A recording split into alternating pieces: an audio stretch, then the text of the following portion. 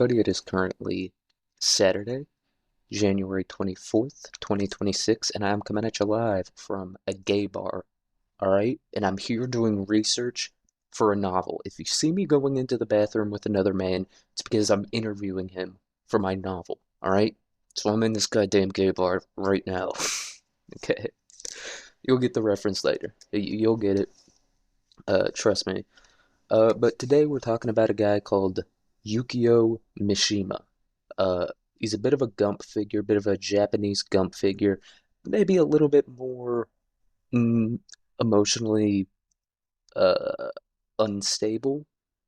I wouldn't say too emotionally unstable, but confused maybe than Gump. You know what I mean? He has the capacity for confusion that I think Gump maybe lacks a little bit, but bit of a Japanese Gump. Did a whole lot of different shit over the course of his life. And speaking of shit, I feel like it's been a minute since I talked about shit on here, but I I had a real bad shit sickness today, and I don't mean diarrhea. That's a whole different thing. I've never really had. I've had, you know what I mean. I've had the rees before. I've had the runs before, but I've never had like a true stomach flu or anything like that. I don't know what it is. It's not constipation, but it's something. I guess maybe it is constipation, but it just gets jammed up in there. And this is like it's a hard sickness to describe. There's no fever. It's more mental than anything. You know, you're just like tired and confused. I thought I was going insane. I was like, am I like I felt I don't even know how to describe it, but I had a real shit sickness. And then I ate a bunch of pasta, uh, which probably not the best idea in that situation, but it worked out this time. What you should normally do in that situation is just start hitting jumping jacks until it just falls out of your body. You know what I mean? But I uh I ate a bunch of pasta and took like a 12-pound rock hard shit. It wasn't one single shit. It was like you know how a rabbit shits out like those little balls? This was like 12 like golf balls. Came out of my ass. But yeah, I'm feeling better. I don't think I got it all out, but I'm feeling a whole lot better. Like I fully was like, what the fuck is wrong with me? And then I took a shit and I was like, dude, I'm a baby. I'm literally just a baby. I'm like crying, I'm like confused, I don't know what's going on, and then I take a shit, and it's all perfect again. But like I said, it's still got a little bit up in me, so we're not at full brain capacity, but hey, am I ever really? You know what I mean? It that's a game of inches. You know what I mean? At a certain point with me, you know what I mean? I'm already low on the totem pole. Uh, Me getting a little bit lower doesn't matter too much. So, but this is a very interesting topic. Like I said, it's Japan week. I think next week might be Earth week. On the pod, I'm listening to an audio, but or I started uh, I didn't start listening to it yet, but I'm gonna listen to it. It's called The Word for World is Forest. I think I'll try to do that. It's only like 5 hours long, which like I'm such a slow reader, I guess. Like I was like, oh, it's only 5 hours long. How many pages is that? Like 20 or something? And then I was like, no, it's 190 pages. And for me, a 190 page book is like that's 5 weeks. That's 5 weeks of my life. Uh, And so I haven't done a full book yet. I've done a lot of short stories, but I've done a few Shakespeare plays, and those are pretty long. So that'll probably be the topic for next week's episode. But this week, like I said, Japanese Gump, very interesting life. I found it like a whole subreddit that was dedicated to this guy. I think he might be like a Terry Davis type, where you kind of have to be in a dark place in your life to idolize him. Which hey, fucking I've idolized Terry Davis before, so I'm not judging anyone, but I think that's kind of who Yukio Mishima is. Not specifically because of uh his worldview or anything, but just kind of how he acted in his life as a person. We're going to talk a lot about his upbringing. We're going to go into a lot more detail about his upbringing because I think that's the more interesting thing and it kind of explains a lot about him. So that's probably going to be a lot of a lot of what this episode is. I think it's like 3 pages of his upbringing and then 2 pages of what he did in his adult life. Um, for this episode. Uh, but yeah, I guess we'll just get into it. So on November 25th, 1970, you got to remember this is 1970. We're well into the 20th century at this point. Writer, model, bodybuilder, actor, martial artist, and far-right political leader Yukio Mishima committed seppuku after a failed coup d'etat. You can see if you're familiar with the internet, and especially I guess Reddit, you can kind of see how this guy kind of comes to be idolized. You know what I mean? He did, like I said, he's a Gump. He's like a far right Gump. I don't know if Gump is right or left. I'd say he's a little bit more of like a lefty type of thing, more of like chick shit, maybe than like being on the left end of the political spectrum or whatever. But this guy's like a far right Gump, basically. Like really, we're gonna talk about it. Pretty far right. Not as far right as Japan has got in the past. If you know the history of Japan, especially during World War II, then you know they go pretty far to the right. He's not quite that far, but he's pretty far on the right.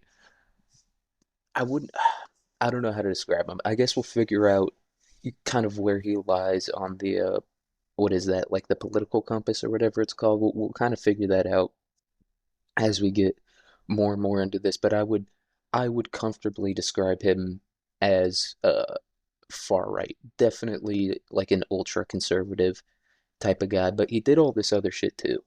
And this isn't like bullshit. He did this shit like he for real did all of these things. It wasn't like, oh, he was an actor, but he did like a community college play. He was getting into some real shit. And he's pretty fucking jacked too. And I don't know, I think this might be like pre like steroids were getting big. I think steroids were big in like 80s, 90s, like that's when they started blowing up, but he might have been juicing a little bit, which might explain the failed coup d'etat. You know what I mean? Like nowadays people take steroids and just fucking like kill their entire family or whatever. Boring, dumb, dude. It's played out. You should take steroids and try to do a coup in Japan. And we're going to talk about why he was trying to do that coup. Yeah, but this is our second episode that involves a coup. We're going to talk a little bit about the coup. The coup is like at the very end of this. Obviously, he killed himself right after he did the coup. So we're going to talk about why he did it, but I don't know. I wouldn't say it's too similar to the other coup that we talked about. Like that one was about maintaining uh Fijian indigenous ethnic dominance. This one has some ethnic ties in it. You know what I mean? You go far right or far left. Uh, we, ethnicity comes into play a lot when you go to either end of the extreme political spectrum or whatever. And so, yeah, there's going to be a little bit of that in here, but not too much. He wasn't as wild as Japan got. Like if you know about Japan in World War II, everyone talks about Hitler, which I mean, I don't think I wrote it down in here, but Yukio wrote a play called My Friend Hitler, and he was like interviewed about it or whatever, and he was like, I mean, I don't like Hitler, but I don't not like Hitler. He was like, I don't know how I feel about Hitler, which I mean, we know what that means. We know when someone's like, I don't really, yeah, I guess I haven't put much thought into it. It's like, no, you like Hitler. Uh, and so he wrote that play.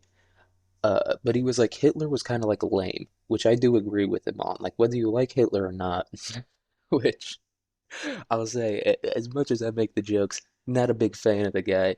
Uh, he was kind of lame. He was like a Yukio described him as like a loser, kind of. You know what I mean? He was a dreary, like depressing loser.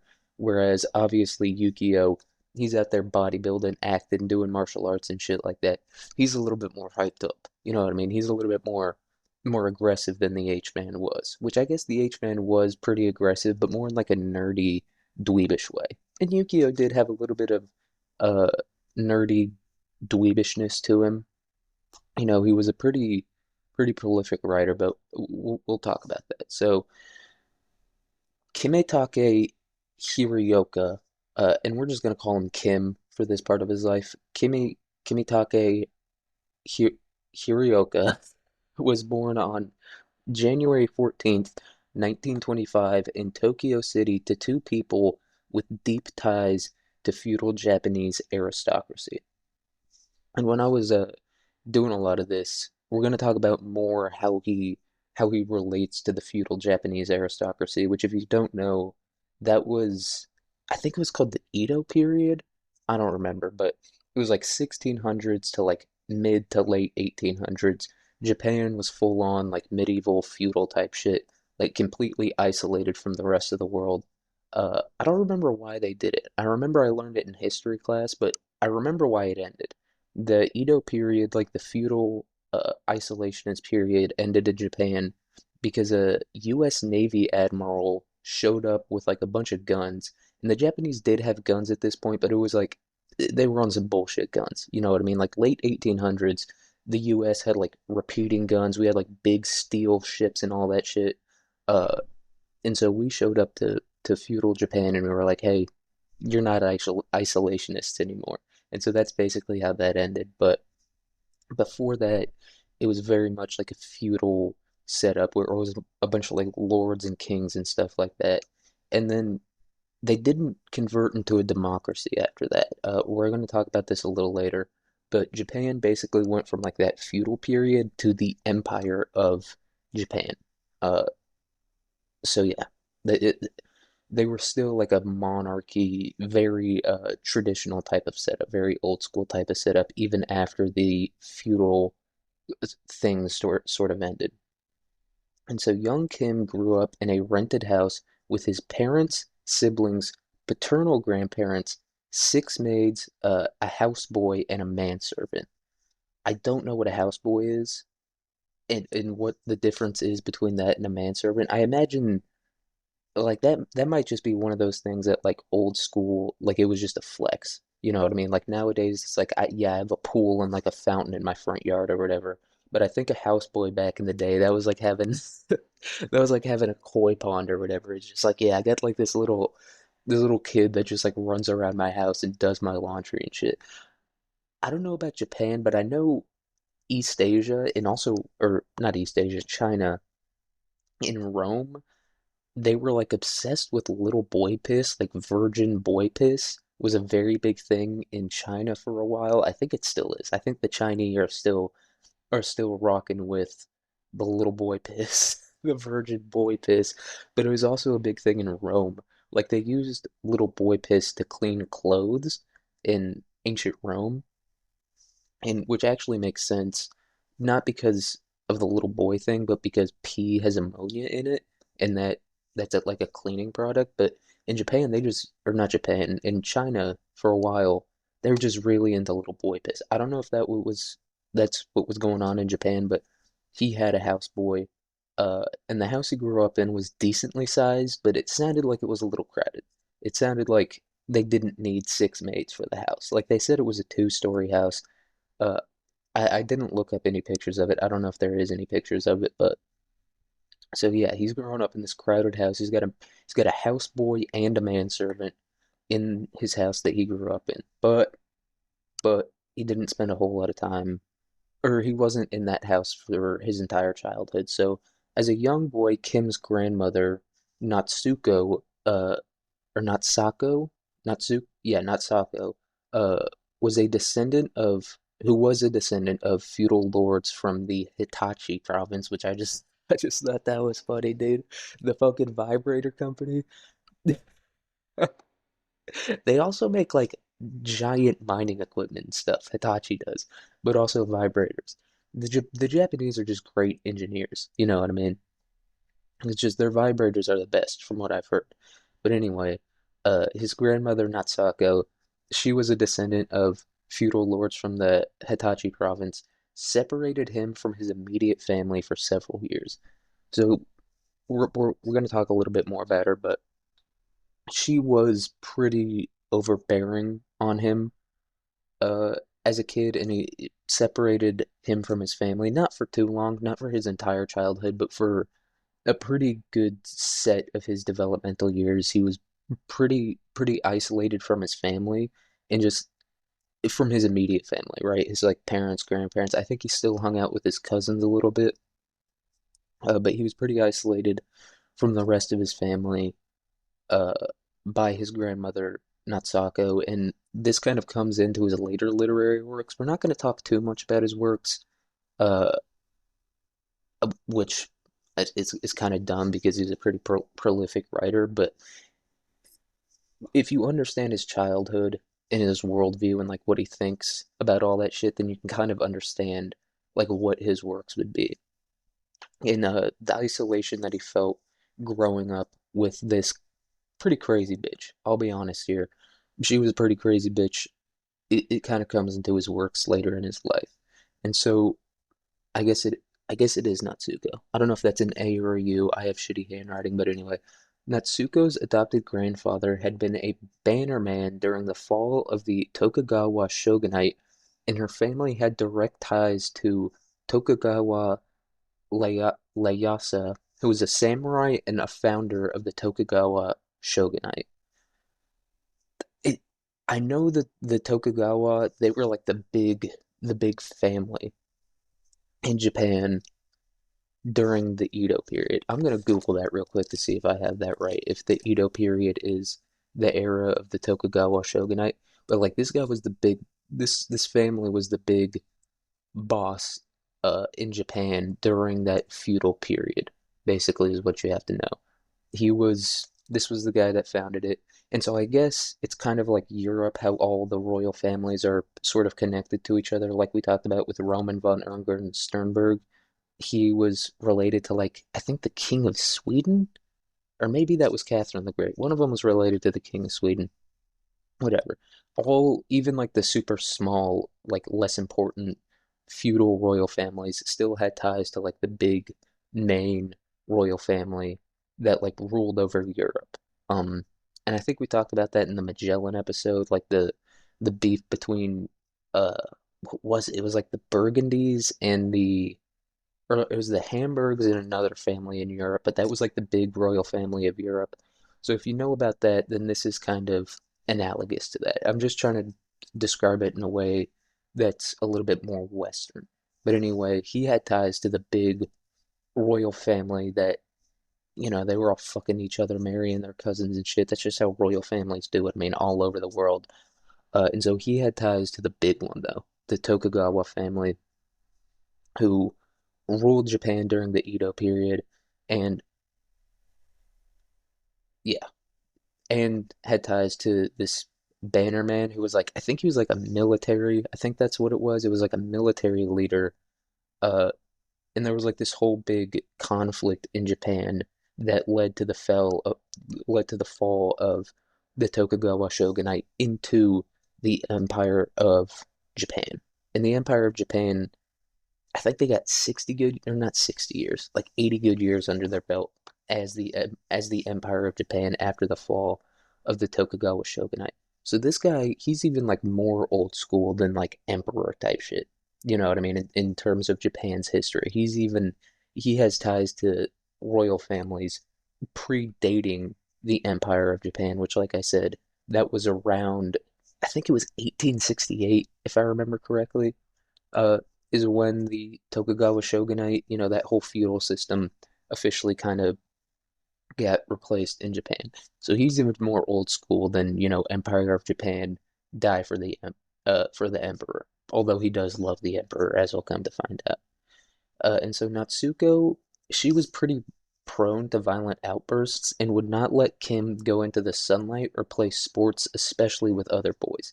Yeah, this bitch was real old school. Like if you know a lot about like feudal Europe and stuff like that, and like the royals over in Europe, a big thing is like being as pale as possible. Because being pale means you're not going out into the fields and like working and laboring and stuff like that. So this lady Natsuko, she was a real old school bitch. Uh, and he wasn't allowed to like play with other boys and stuff like that. So a lot of his time growing up was spent playing inside, specifically with his female cousins. So that's kind of what young Kimitake was doing when he was growing up. He was playing with his female cousins a lot, which obviously he's growing up in a very old school family. When he goes back to his dad, that kind of gets beat out of him. His dad, his dad is I wouldn't even say old school. I would just say plain old abusive. Like that's kind of the feeling I get from Asuza, which was his dad's name. But yeah, she was prone to violent outbursts, and that was also a big one of the big things that comes up later in when he becomes Yukio and he starts writing and stuff like that. That's like a big, I guess, motif in a lot of his literature. Uh, is violent women who are prone to outbursts, controlling women and stuff like that. And ultimately, if you know a lot about like serial killers and stuff like that, a lot of a lot of serial killers usually end up that way because of like shitty kind of, I don't want to say like demeaning, but like super controlling moms and stuff like that, or maternal figures. Obviously, Natsuko wasn't his mom; she was his grandma. But I mean, if all the guy does is fail a coup d'état, it, I mean, it could have been worse. He could have been worse. You know what I mean? I feel like Japan had a few like insane serial killers around when Yukio was doing his coup and stuff like that. So it could have ended up a whole lot worse, in my personal opinion. But eventually, Natsuko returns Kim to his family at the age of 12, and his father, Asuza, began to employ extreme discipline tactics, including holding him up to a speeding, steaming locomotive, like an old school train like that, just like flying by. I guess he would just pick up his son and not like throw him at the train, but just like hold him up to it and be like, fucking look at it, dude. So that was one of his big disciplinary tactics. He would destroy his manuscripts, so all the shit that he would write, he would just like rip it up or whatever. And he would also raid his room for effeminate affects, so like chick shit, which I think he included the writing in that chick shit. So his dad was pretty dismissive of his stuff, and his dad was a bureaucrat. I don't think his dad was a politician. His dad was a bureaucrat. He had a ton of politicians in his family though. Like I think his grandfather was like on the Japanese Supreme Court and stuff like that. But his dad was more of a bureaucrat than a politician, you know what I mean? Someone who gets like a government job, gets appointed to the job and stuff like that. Uh and so that's kind of what his father wanted him to do, but his mom was really into his writing. Like whenever young Kim would write something new, he would like try to hide it from his dad, but then he would show it to his mom. So his mom was pretty down with that shit. So a lot of female influence, some of it bad, some of it good. But it kind of seems like, as we'll come to find out, a lot of the masculine influence of his life was pretty negative. Not a whole lot of that. Had a lot of bad female influence, but his mom was nice to him and supported him as a writer and all that stuff, and wasn't like you're a fucking, like I'm sure his dad called him the Japanese equivalent of fag a lot. Like, oh, I like your little fucking faggy stories or whatever. And it says raid his room, so I imagine his dad's doing like some old school like Japanese like military type of raid, going in on full samurai armor and being like, "Is this a fucking Barbie doll?" and just snapping it back like on top of a horse or whatever.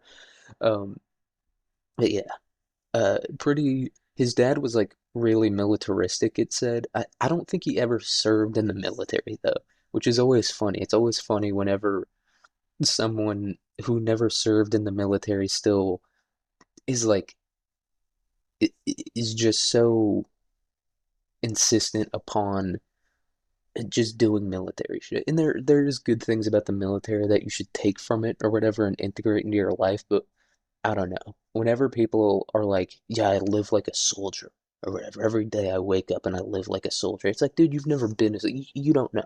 You know about like Goggins and you know about like podcast soldiers. You don't know how real soldiers live. You know what I mean? So that's kind of the feeling. Like his dad, I don't like this term. I don't know if I've ever used it before in his life or in my life, but it, toxic masculinity is the term I would use to describe Asuza. Uh, It was Yukio, or at this point, I guess, Kimitake's father. Very toxically masculine is how I would describe him. So Kim was educated in elite schools and began writing at 12, taking inspiration from Greek and Japanese myths, as well as authors like Oscar Wilde and Nietzsche. And he also studied German. So his friend Hitler, he does end up studying German, and he was born in 1925. And I think Hitler came around in like 1938 is when he became the Chancellor of Germany. Or maybe it was 28. No, I think it was 38. Either way, Hitler was his friend as a kid. And he was also very big, obviously, into Japanese writers. He does end up becoming like a hardcore Japanese nationalist. Like even further, I don't even know if nationalist is the term to describe it, but that's what he ends up becoming. And Oscar Wilde and Nietzsche, I, I'm gonna be honest, the only context I've ever like delved into the life or the works of Oscar Wilde is that episode of Mike Tyson's Mystery Team or whatever it's called, where they like talk to Oscar Wilde's ghost, and then the ghost that's friends with Mike Tyson ends up having sex with Oscar Wilde's ghost or whatever. But Oscar Wilde and Nietzsche seem to be at kind of opposite ends of the spectrum. And yeah, Nietzsche does kind of have like that German dreariness to him, where I feel like Oscar Wilde has like that Irish craziness. You know what I mean? That spit swap and suck and fuck shit to him. You know what I mean? So I feel like two pretty different influences. But like I said, he was also very big into Japanese shit, and he wrote a lot of books, or not books, like short stories when he was younger, and even when he was older, that kind of brought a lot of the Japanese myths into them a little bit. You know what I mean? He took a lot of inspiration for those from those things. And like I said, he was educated in very elite schools with I think it was mostly other kids who were part of like that royal family system that still existed despite it being the Empire of Japan. You know what I mean? Like they still had that, old school type of shit to them. You know what I mean? Like that the royals are superior type of shit, which I think they still have a little bit of it. And then obviously that also exists in like Europe still and stuff like that. And so that's the type of school he went to. You know what I mean? Like one of those ones where you're like, you don't come out of that normal, no matter what. Like you might come out of it not a bad person. Many don't. Many of those people come out of it gigantic pieces of shit. But it's like one of those schools where it's like you can't, your entire life is like based around like this weird esoteric uh like bloodline system. Like you're not coming out of that normal no matter what. Uh, and so I don't. What I'm saying is I don't blame the guy for not. I don't blame him for doing a little coup. We're gonna talk about the coup. No one died in that coup.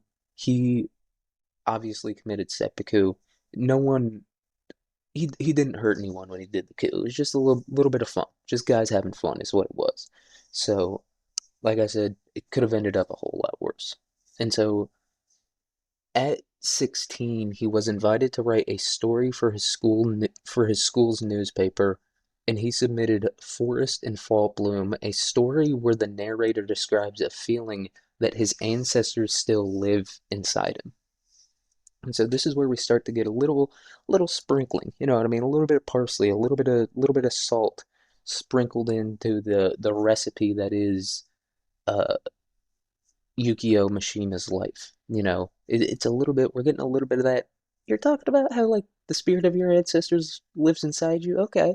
Like, that's pretty normal, you know what I mean? A lot of people talk about their ancestors. It's not a big thing in white America, but pretty much everywhere else in the world, people are talking about their ancestors a whole lot. And so it's not too crazy, but he did write a whole story about it. So we're kind of getting a little sprinkling of what's this guy getting up to? What's he going to end up doing later on in his life? You know what I mean? We're getting a little touch of a hint here and there. You know what I mean? As we go over his early life. And so that was originally published in his school's newspaper, but the story ended up being published in the literary Bungai Banka, very funny name, very Bungai Banka magazine. And to avoid backlash from Asuza, who is Yu-Gi-Oh's father, editors coined the pen name Yukio Mishima. So that's where his pen name came from, and that's where the name he kind of went by for the rest of his life came from, is from the fact that these editors were like, this guy's fucking insane. He's literally going in on horseback and like destroying his son's room like a fucking Comanche or whatever. We can't let him know that we just can't publish his name in this magazine or his dad's gonna lose his fucking mind. And so they come up with Yukio Mishima. And Yukio, I don't remember where Mishima comes from, but Yukio comes from the word snow. And the reason that the editors chose Yukio is because they were just like on a train and they saw the snow on like the tip of Mount Fuji and they were like, okay, we're going with Yukio because Yuki is snow. And so I guess they added like an O on the end of it just to make it like a name. And then I forget where Mishima comes from. I don't know if it comes from train or something like that. But yeah, Yukio comes from snow. And that's how he ends up with this name. Just because these editors are like, uh, he might come for us at this point, dude. Asuza, he seems pretty out of his fucking mind. You know, he seems that they say that they were just protecting young Kimitake by coming up with the name Yukio Mishima, but they might have been scared of a little bit of fucking backlash coming on to them. You know what I mean? Asuza, like I said, he's a bureaucrat. He's a pretty powerful guy. I think he was agriculture. I think he was like the assistant minister of agriculture or some bullshit like that. Which, even though like the whole royal family thing was kind of, or like the local like feudal royal family thing was kind of disbanded, a lot of those people were still in power in the government, uh, in like bureaucratic positions and stuff like that, and as politicians, despite the fact that that system had officially been ended and instead it became an empire. So a lot of those people were still in positions of power at this point, and that's going to be important for later in the story. And so he published that when he was 16. So this is 1941 at this point. And so later in 1941, he wrote an essay describing his devotion to Shinto called The Way of the Gods. And Shinto is like, that's the big religion over in Japan. I don't know. I think it's kind of like Buddhism a little bit. Uh, I don't know. The Japanese and the Chinese, which I guess Buddha wasn't Chinese, but I don't know. I'm not saying Shintoism is Buddhism, but I think it's like that type of thing where they believe in spirits and all that shit. But he wrote this story that got published. I think it was also published in Bunkai Bonga or whatever it was called, Bongo Bingo. But it was called The Way of the Gods. And he had a story published in 1946. I don't know if he wrote this one in 1941, but we're kind of jumping ahead a little bit. But he had this story published in 1946 called The Cigarette, which, do you know what British people call cigarettes? They call them fags. I don't know if that's important to the title, but this story detailed a homosexual attraction to another student in teasing from the school's rugby team. So this is it's kind of about like his junior high experiment or experience, the cigarette story that he wrote. I guess he had like a sexual attraction to another male student, uh, and he got teased a lot by the rugby team. And it was a rugby union team. I know it's like there's a rugby league and then there's rugby union, and they're like completely different sports. Uh, so it was the school's rugby union team. I'm sure no one listening to this, if anyone is, knows the difference between rugby union and rugby league. Although we did get a few listeners from Australia and New Zealand, so they might know the difference. But anyway, yeah, this you can see you can see how the gay bar thing that I did in the intro is gonna start to come into play uh, later on in the story. He's got a hint of zestiness to him, I'll say. It's there's a lot of controversy around it and stuff like that, and he does end up getting married to a woman, and so obviously she has her own opinions and thoughts about it or whatever. But yeah, he wrote this story that got published in 1946. I don't know if it was written in 1941, but it was kind of a time jump there just to kind of show you what we're dealing with this guy. It's like, is he a hardcore like nationalist, ultra conservative type of guy? Yes. Does he also maybe want a cock in his mouth? Yes. And that's a pretty dangerous combination. You know what I mean? You're mixing ammonia and bleach, in my opinion, with that combination of traits. I'll say. I think you're I think you're making a dangerous concoction here with a guy who is repressing his uh homosexuality potentially. Like I said, we don't really know, although we do kind of know. But repressing his homosexuality and also has a deep desire to reinstate the Tokugawa shogunate. He didn't have a deep desire to do that, but I'm sure he wouldn't have been too pissed off if that ended up happening. And so he's writing these stories, going to school and all that stuff, but Yukio ended up getting drafted in 1945, and he wrote a farewell message to his parents, which ended with "Long live the Emperor." But the next day, he failed a medical exam and was sent home. Uh, and so he fails this medical exam because the doctor. So originally, he goes and he gets like his checkup to see if he can get drafted or not, and they end up assigning him as a second class conscript, which you had to be really fucked up at this point in Japan to be classified as a second class conscript, but you could still be sent to war. And so he gets classified as a second class conscript, and then he goes and gets a medical checkup because he thinks he's going. At this point, he's a second class conscript, which means he's pretty fucked up. He was a pretty frail young man. Like I said, his grandmother wouldn't let him play sports and stuff like that, didn't spend any time outside. Uh, but he gets up, or he ends up thinking like, I'm gonna go to war. And so he writes this farewell message to his parents. He like cuts off locks of his hair and like his nail clippings and stuff like that, and like includes it in the letter.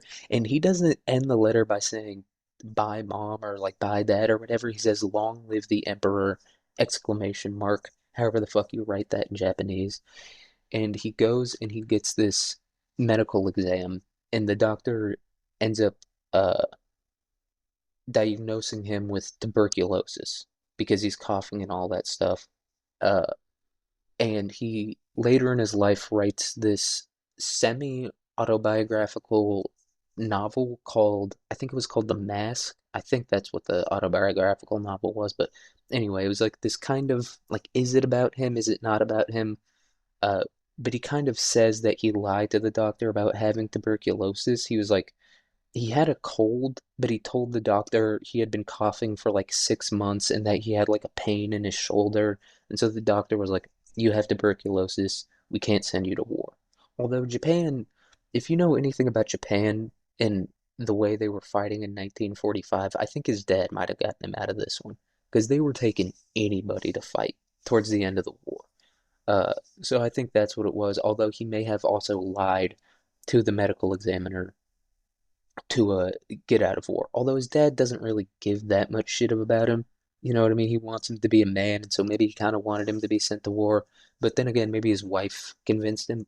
I don't know. A lot of speculation, but a lot of people do think that uh, Yukio lied in the medical exam when he was getting ready to go fight in the war so that he didn't have to fight in the war. And so his mother, she was like elated by this, but often overheard young Yukio expressing his wishes to join the suicide squads to his friends. Uh, and so she was just like eavesdropping, obviously, on him.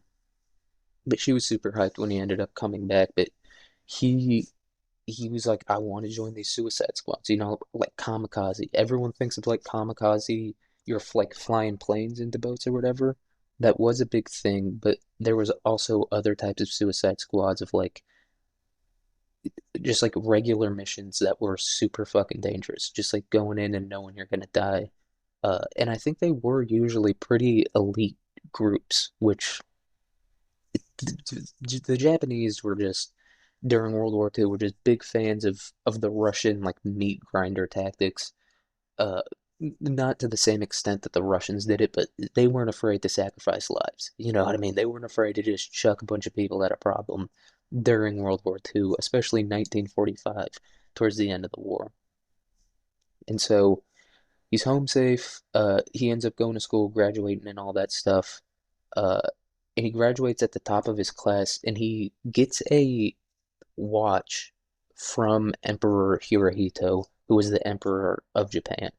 Uh, when he graduates because he was at the top of his class or whatever, and like from Hirohito, like I said, he went to the super elite school with all like these other people with ties to the royal families and stuff like that. And so Emperor Hirohito is there, and he gives a watch to young Yukio.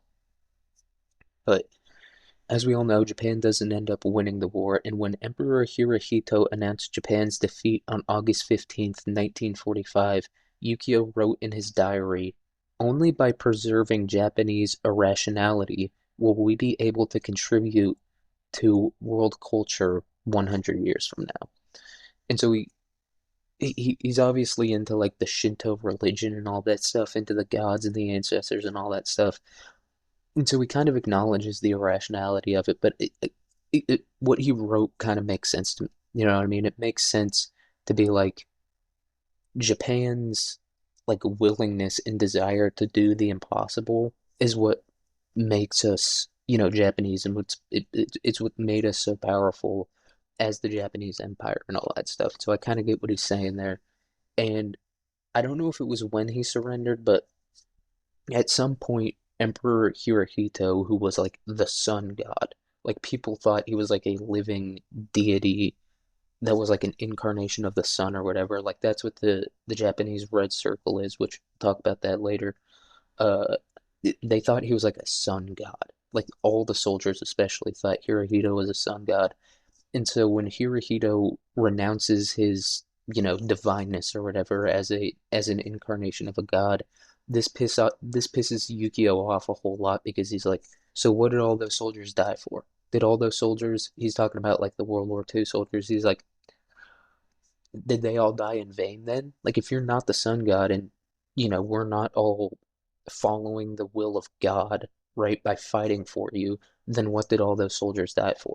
And so he's pretty pissed off by that, but he's still fucking with the emperor. He says he's like the emperor might say he's not a god or whatever, but he is a god. He really loves he loves the emperor, dude. Um, Although, I thought he would have been more of like a Tokugawa feudal uh type of guy, but no, he really, really loves the emperor. And so yeah, that's kind of his reaction to the end of the war. And later in 1945, Yukio's younger sister died of typhoid fever, and his love interest got engaged to another man. Although, is it his love interest, dude? He's writing this book called The Cigarette, talking about getting teased and having homosexual desires, but the girl he wanted to marry gets engaged to another man, and his younger sister, who he really loved his younger sister, I think a lot more, or he was a lot closer to her than the rest of his family. She dies. I think it said she drunk tainted water or whatever. Uh, and so yeah, 1945, not a good year for young Yukio. And it was also during this time when Yukio learned his former mentor shot and killed a superior officer after the officer blamed Japan's defeat on the emperor. And this series of events motivated Yukio's later works. I wouldn't say they motivated his later works so much as all of this shit together caused him to have a mental breakdown, and he kind of lost it. No, he didn't fully lose it at this point, but I do think this made him a lot delve into his ultra, you know, nationalist, ultra conservative beliefs a whole lot more. Uh, just because his sister dies, this girl that whether he's gay or not, he wants to marry this girl. It, it, it makes him dive a whole lot more into the shit. And then obviously his personal hero, his mentor, it was one of his teachers, I think, at his school, one of his like literary teachers, shoots his superior officer in the Malay Peninsula, and I think he kind of gets away with it because he's like, no, he was a Korean spy. So yeah, it, all of this together ends up kind of pushing him more into his beliefs and all that stuff. I think that's the ultimate thing to take away from this. He lost a lot of the things that might have kept him from going further into those beliefs. And then something happened in his life, someone that he looks up to in his life kind of did something that pushed him in. So it's kind of this perfect cocktail to make him super far right, ultra nationalist, and all that stuff. So after the war, Yukio's father half allowed his son to pursue literature and sent him to study in the faculty of law.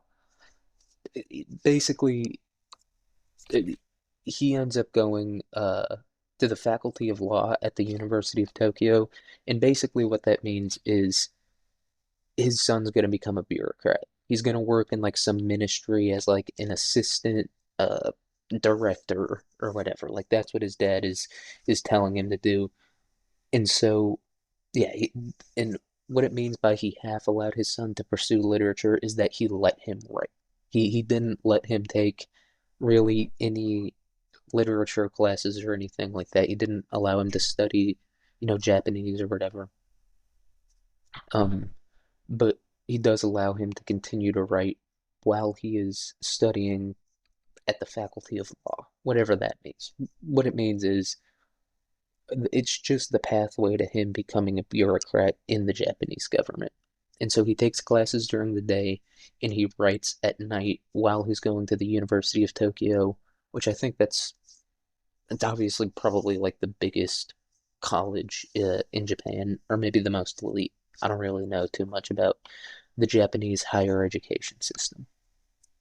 And so he graduates in 1947, and then in 1948, after a year at the Ministry of Finance, Asusa allowed Yukio to pursue writing full time. Uh, Yukio basically didn't like what he was doing at all, and so he kind of like burnt out. And so I think his dad kind of recognized that his son was never going to become like the bureaucrat he wanted him to be, and he was like, "All right, fuck it, dude, whatever. I'll bankroll it. I'll let you get like a shitty apartment in Tokyo." In Tokyo, it's a gigantic fucking city, like both in terms of geography and population. It's fucking massive. Uh, And so, yeah, I don't know if he's living in like more suburban Tokyo, and I know it has like a bunch of districts and all that stuff. I think it's almost like a New York type of thing where it's like, yeah, it's one big city, but within the city there's the counties. I I don't really know how it works, and that's not really important to what we're talking about at all. But his dad does end up being like, all right, I you're not going to become what I thought you were going to be, whatever, go pursue writing full time. I'm sure his plan was kind of to be like, you're going to see how shitty this is. You're going to see how fucking awful this life is and how hard it is to succeed, as a writer. And then you're going to come crawling back to me and I'll give you the job back. That's probably what his dad was thinking. Uh, and I'm sure there was a little bit of nepotism involved in all this stuff. Like I said, um, the the government, even though the whole feudal system had been kind of pushed away at this point, a lot of those families who were feudal lords and stuff like that still still were heavily involved and controlled in the government. But I do think his dad worked in agriculture and Yukio worked in finance or in the Ministry of Finance, which you're not doing any finance in that shit. You're just a bureaucrat. Which is so funny. It's so funny that it's like, son, when you grow up, I want you to be a bureaucrat. All right? I want you to be a bureaucrat. But they're pretty powerful. Bureaucrats are pretty powerful. But anyway, uh, so he allows him to pursue writing full time.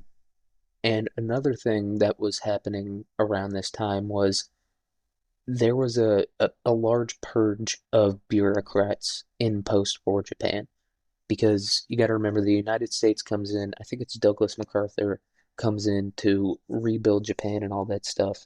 And so they're like, we're not doing the right wing thing anymore, the empire or the whole feudal shit. And so they purge a lot of bureaucrats from government at this point in time.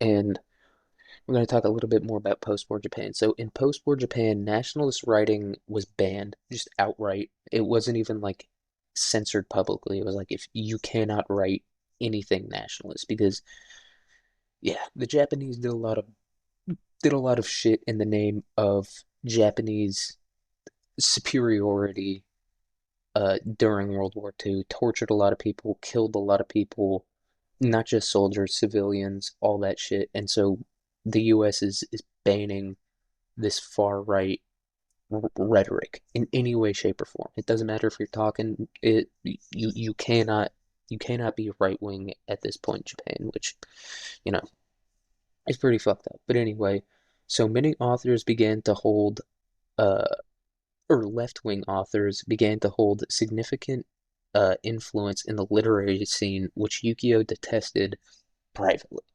Uh, a lot of what we know about him comes from letters that he wrote, and his kids ended up suing the people who published the letters and all that stuff, and they ended up winning. But in letters he wrote about how much he hated like the left-wing uh, scene, right? Because you couldn't be right-wing, and so sort of if you were going to be kind of an extremist political writer at this point. You had to be a left wing political extremist writer to even be able to write. You know what I mean? Like I said, if you got caught writing nationalist shit at all, straight to jail. Straight to jail, get out of here. And so he really didn't like it. And this is when socialism and communism was really getting big all around the world and stuff like that. Not just in Asia, but Europe, Africa, all those places. Socialism uh, was getting really big in the struggling countries at that point, I'll say. You know, countries who maybe got fucked up by the war or who were just fucked up to begin with. Socialism started really propagating itself, uh, socialism and communism, and just leftist ideologies as a whole started propagating themselves all over the world around then. And in Japan, kind of the form it took was kicking out the Americans. That was like a big thing that a lot of the socialist people talked about was this socialist uprising and kicking out the Americans and all that stuff who were occupying Japan but also rebuilding it and stuff like that. And so that's probably why it didn't end up happening just because the Americans actually did a pretty good job rebuilding Japan. I'm not a big fan of America, you know, going to other countries and being like, we're going to help you rebuild. But in all honesty, they did do a pretty good job rebuilding in Japan and all that stuff. And so in 1948, Yukio published Thieves, which I don't remember what that book was about at all. Mm, yeah, I don't remember what it was. But anyway, he published this thing called Thieves, which was his first full-length novel. And he joined the ranks of the second generation of post-war writers. In the following year, he published the quasi-autobiographical novel Confessions of a Mask. That's what it was. It wasn't The Mask. The Mask is the Batman movie starring Jim Carrey. But anyway, he published Confessions of a Mask, and that's really what boosted him into becoming a literary celebrity. So, yeah, 1 year after his dad was probably like, yeah, go become a writer, see how that fucking works out for you. At, I think it was 24 years old, Yukio becomes a celebrity just because of all the books he's putting out. And it was also during this time that he met a writer. I don't remember the guy's name, but this was he was a Japanese writer, and he wrote a lot about suicide and stuff like that, which, as we know, later in Yukio's life, suicide does come into play. And but it also has a great influence on his work. This writer that he met around then, who wrote a lot about suicide, uh, ends up greatly influencing a lot of his work, even though he really didn't spend too much time with him. So that's 1949. And the story details the life of a young homosexual man who hides behind a mask to fit into society. Like, so Yukio's wife is kind of like, no, he's not gay. He's not gay. He's writing books, dude. He's just a guy having guys aren't allowed to write books anymore. He's not gay at all. But this entire book, and obviously the cigarette and stuff like that, and he does end up going to gay bars because he's writing a book about a gay guy or whatever. Um, he was gay, or at the very least bisexual. You know what I mean? He had some sort of attraction to men. So maybe Yukio didn't understand bisexuality or anything like that, or just didn't know about it. But he does end up marrying a woman and having a few kids with her, and it seems like a pretty decent marriage. Although gay dudes, I feel like, are pretty good at marriage. You know what I mean? Like, I feel like every kid in America growing up had like a gay teacher, and you were like, oh yeah, this guy's gay. He sucks cock, blows loads all over his face and stuff like that. And then you end up finding out that he's been married like happily for 20 years and he has a bunch of kids. I feel like that was Yukio's kind of thing. I feel like gay dudes are great are great husbands, and not just to men but to women as well. Uh, and so yeah, I think he was gay. He writes this book, becomes a big hit. Like I said, they were going pretty left wing in Japan, but I think a lot of people, with communism and stuff like that, kind of assume because it's a left wing political ideology that it means it's also left wing, like culturally, if you know what I mean. Like, really, if you look at a lot of communist governments, the USSR, Maoist China, and stuff like that, probably even Cuba too, they do not fuck with the gay shit at all. So maybe the Japanese communists did. Maybe that's why this ended up becoming a big hit or whatever. Um, but yeah, wrote this book, becomes a big hit, becomes a celebrity. And so a lot of years going by, he's writing plays, stuff like that. And so in order to compensate for his frail frame, Yukio began weight training in 1955, thrice per week until his death. And he also became skilled in swordsmanship and karate. He does like what's that called? Kado, whatever it's called, where you like do the wooden swords or whatever. He does that, but he also does shit with like katanas and stuff. And obviously, uh, karate. So yeah, he's doing pretty good for himself.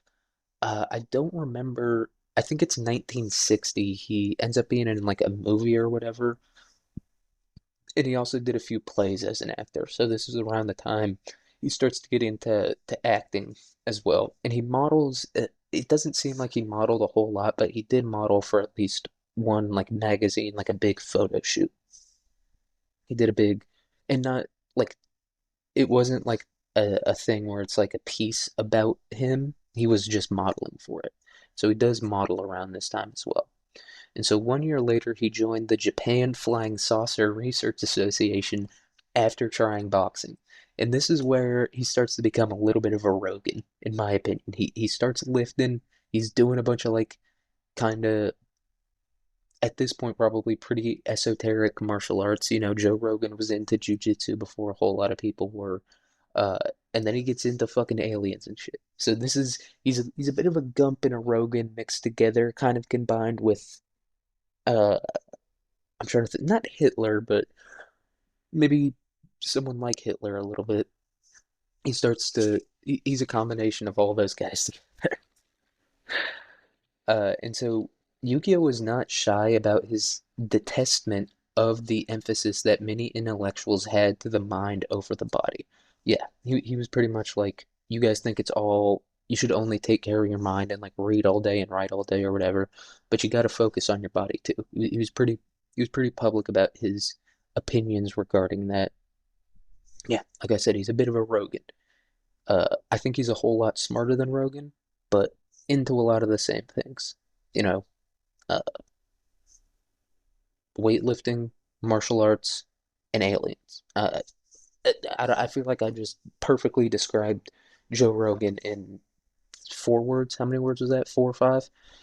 Just described Joe Rogan, and during this time, kind of described Yukio as well. Although he was into a whole bunch of other shit as well. Mythology, uh, writing, obviously, hiding his homosexuality. He was a big fan of all of that.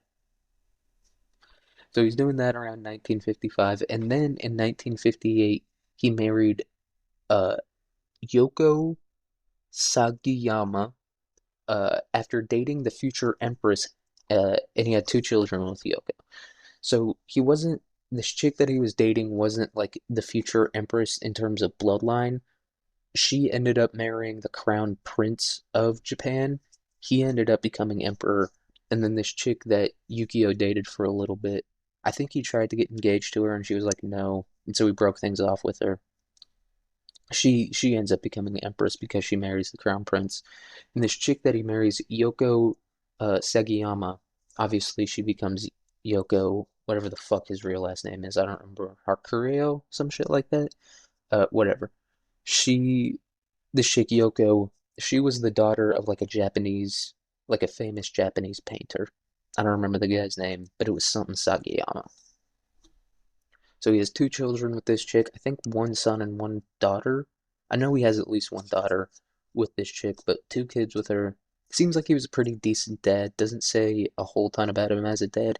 He did so much shit, dude. Like his Wikipedia page is so fucking long. Obviously, he gets into all this shit. Um, and they called him like a reactionary uh political guy, and I was like, I don't think he was reactionary at all. I think, yeah, maybe uh the end of World War II and the fall of the Japanese Empire and Hirohito denouncing his divinity or whatever radicalized him, but I don't think he was pretty set in his ways. He wasn't swinging back and forth between like left wing and right wing and all that stuff. He wasn't public about his right wing opinions because he couldn't be, you know. Uh, but I do think he was. I don't think he was reactionary. I think he kind of from the beginning had these political opinions, and then a series of events in 1945 kind of radicalized him. You know, his sister dying, that chick getting married, his mentor shooting that guy. That ends up radicalizing him. So I wouldn't describe him as reactionary, just kind of radical. And so Yukio began to become more nationalistic in his writings during the 60s, and he expressed his disdain for Westernization, and he condemned leftist ideologies. And he's traveling the the world during this time. He's going all over the world. He was invited to India by Indira Gandhi, who she was the prime minister of India for a little bit, and I feel like everyone hypes her up, but I think she was like a gigantic piece of shit who was like kind of one of the main reasons India had like a horrible famine during this time. But anyway, he ends up going to India, and he one of the reasons India kind of had like this period of food struggle, I don't know if it was a full-on famine, but food struggle was because Indira Gandhi was kind of telling America to fuck off, uh, kind of for no reason. Like America was sending them a lot of aid and food or whatever for a while there, and then Indira Gandhi was just like, nope, no more of that shit, fuck off. And Yukio saw this as like a resistance to westernization or whatever, but it really ended up fucking a lot of shit up in India. Uh, but anyway, Yukio looks at it as a positive, uh, as like obviously resisting westernization. And I think China also tried to fuck with India at this point. India was still kind of like fuck off. And so that kind of combination of things, and that's just, it doesn't say that in the article or whatever. This is just me kind of guessing. That combination of telling America and China to fuck off, India doing that, uh, really inspired Yukio, and he was like, fuck yeah, keep doing your thing. Live your traditional cultural life or whatever. But obviously, you look at India now, you look at India now, I mean, enough said, enough said. Google image India. But Yukio does really fuck with India. and he really doesn't fuck with leftism at all. He really wants to maintain his Japanese traditional cultural and political ideologies. And so in February of 1967, he wrote a statement condemning China's cultural revolution. And later that year, he spent 46 days at the Japanese Defense Forces basic training.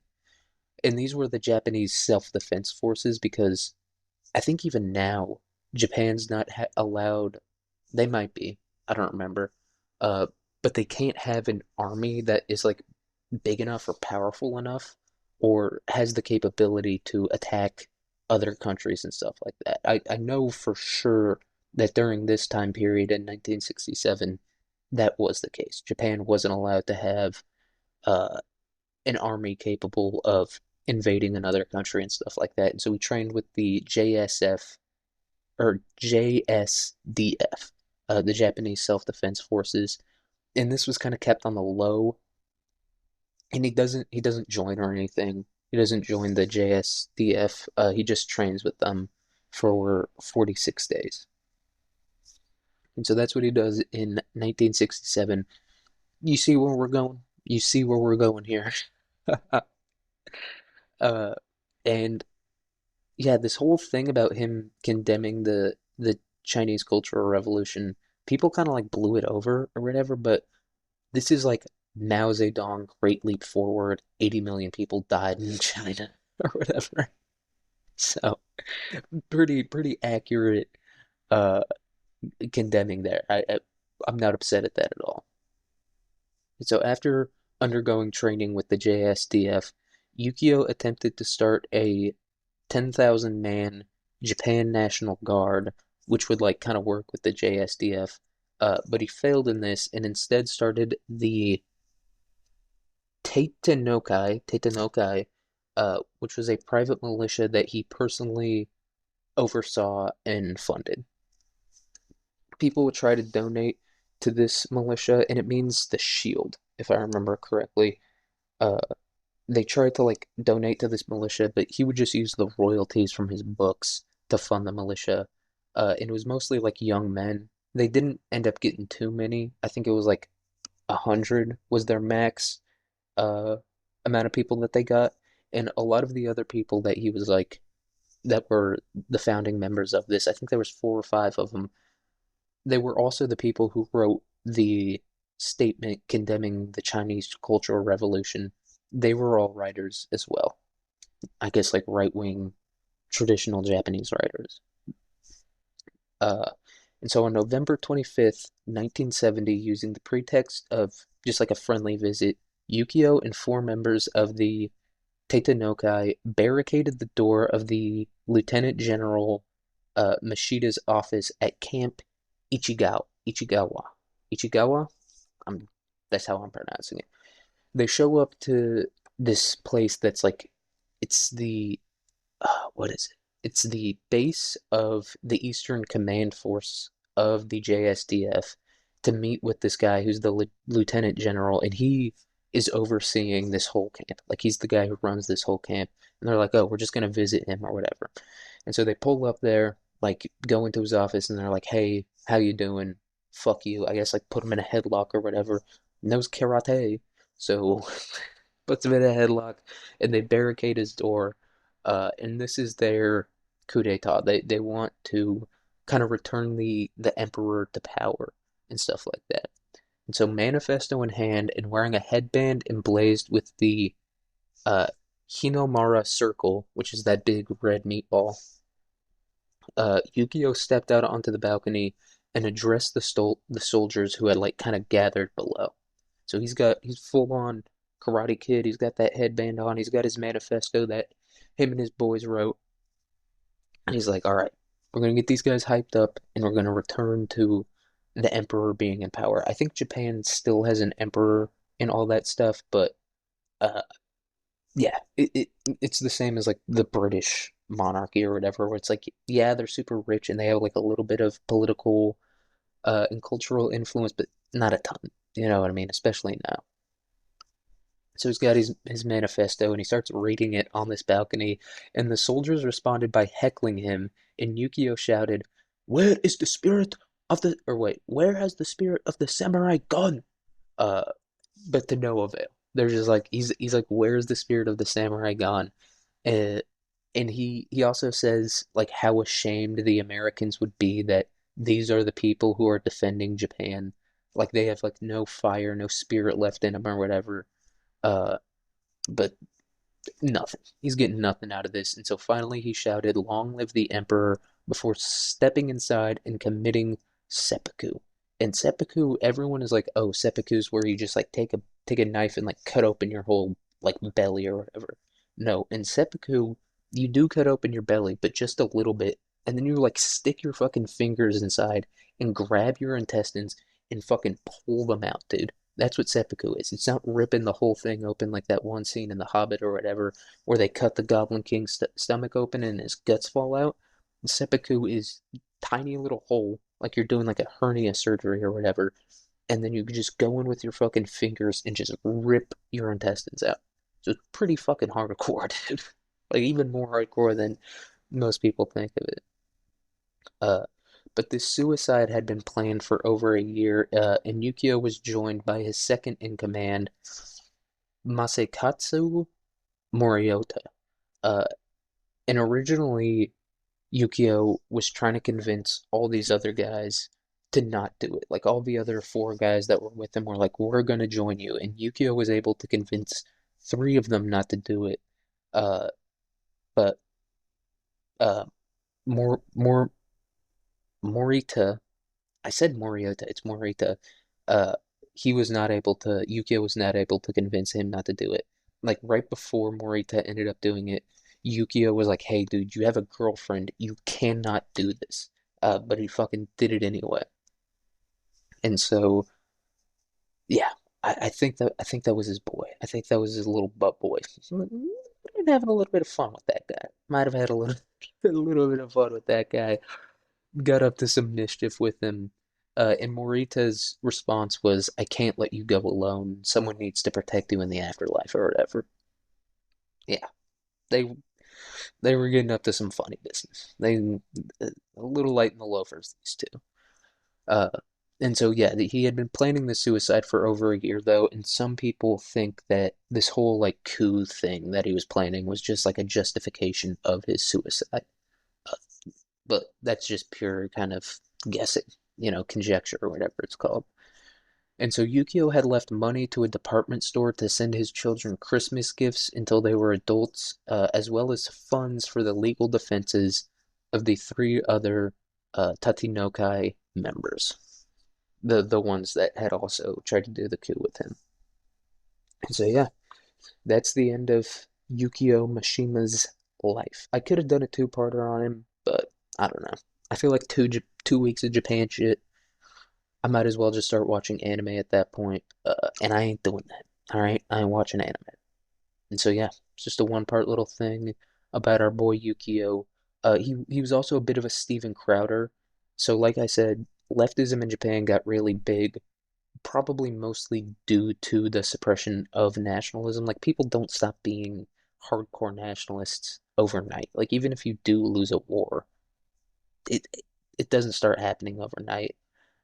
And so I do think that the censorship and suppression by the U.S. of nationalist beliefs did kind of cause this explosion of leftism in Japan. And then obviously, as always with communism and stuff like that, young people started getting into it. A lot of colleges were like kind of taken over by these ideologies as the way Yukio viewed it. I don't know if that's an objective statement of fact, but that's the way Yukio viewed it. And so he would go do like these big debates at all these fucking he was basically doing like the Steven Crowder prove me wrong type of thing, which can't blame the guy. Like I said, a lot of fucked up shit happened to him. Could have turned out worse. Was he sucking cock on the side? Probably a little bit, but can't blame the guy. It's just guys having fun. But that's all I've got for this episode. I hope everyone listening has a good day, a good week, a good year, a good life. Uh, I mean, it's getting cold out there, so stay warm. But I'll see you guys in the next episode. Arigato!